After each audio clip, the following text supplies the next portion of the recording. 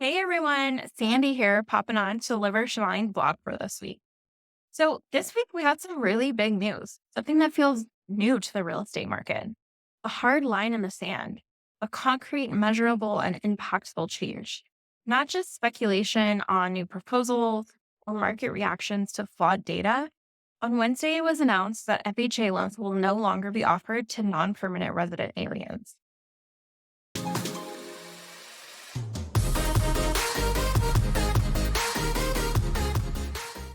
As you may know, Trump has taken a hard line with immigrants, both legal and illegal, since taking office. U.S. Immigration and Customs Enforcement, or ICE, has deported about 693 individuals per day since January 26th. Interestingly, when comparing February of this year with February of last year, Biden deported more people than that while in office over the same month. According to Marco Rubio, the State Department has revoked 300 student visas. There are reported stories of citizens who have been detained as well for fitting into the description of an illegal immigrant. While the number of cases is extremely limited, their stories are going viral. In alignment with these policies, as of May 25th, non permanent resident aliens will no longer be able to obtain an FHA loan to purchase a home. So let's talk about what this means, plus what it doesn't. This will impact legal visa holders, depending on what type of visa they have. This will impact legal visa holders, depending on what type of visa they have. While it will serve the current administration's aim of limiting federal resources offered to illegal immigrants, it will also eliminate immigrants here on work visas from obtaining an FHA loan to purchase a home. Non permanent resident aliens will still be able to obtain conventional mortgages backed by Fannie Mae and Freddie Mac.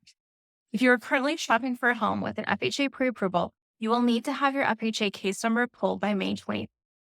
An FHA case number requires an address, meaning you would have to identify the property you are purchasing. Be sure to check with your lender for alternative loan programs as well to see if you qualify to continue shopping and eventually close on a home even after May with your current immigration status. No one is being evicted. Non permanent resident aliens who currently have FHA loans will not have these mortgages called due.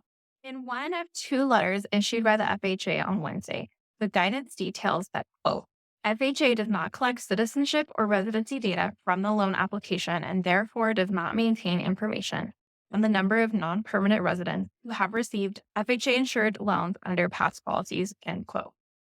So let's talk interest rates. In other news, PCE numbers came in this morning, showing personal spending rose by 0.4%.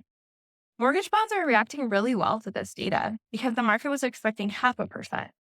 The S&P, though, reacted less well, with the Dow dropping 700 points following the news. Since its record high in December, the Dow has now fallen by a total of 3,500 points. While Shivani was looking to find information about how this has affected the average American, she found an ironic headline from Forbes stating that American billionaires have lost $415 billion in wealth since Trump took office. Of course, you're following this blog for real estate news and strategies. So let's focus on the impact on interest rates. We are in the interesting spot. Inflation numbers overall are cutting in the dead wrong direction. While year over year, the numbers came in lower than expected, it was still an increase. More importantly, though, the 6-month run rate on inflation is currently at 3%, and the 3-month run rate is up to 3.5%. Inflation is the enemy for mortgage interest rates, so we should be seeing them go up, right? Except the economy is struggling. And that is why we are seeing mortgage rates improve in the face of increasing inflation concerns. Save the date. If you are a local realtor to the Reno area, be sure to check out the free class we are doing in address income next week. It's called Realty Rewired, and we'll teach you how you can combine power data and market analysis with owning your authority to improve your conversion of buyer and seller leads. In other news, if you're a human being, you should register for the negotiation class Courtney Young is teaching within the Shiv Peter Inner Circle on April 9th. It's free, virtual, and open to everyone. Oh, and we're back with our critically acclaimed podcast, Property Pursuits, next week. So definitely join us for that.